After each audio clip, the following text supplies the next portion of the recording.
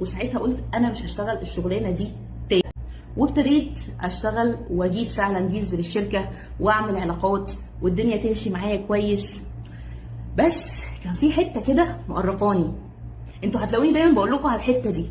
الحته دي مهمه قوي يا جماعه. الصوت ده انتوا محتاجين تسمعوه، الصوت اللي بيقول لكم في حاجه مش مريحه، في حاجه مش شبهي، في حاجه يعني في حاجه غلط.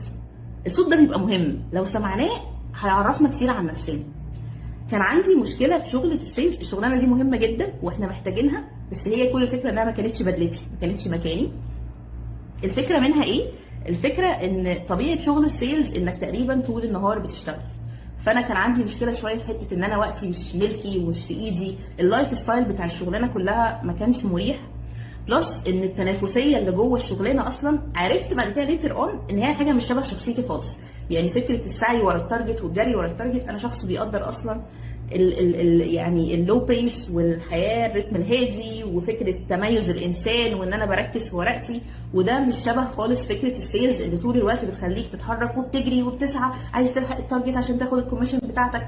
فالشغلانه كده وصلت فيها اللحظه، يعني في موقف ما حصل كانت القشه التي قسمت زهر البعير.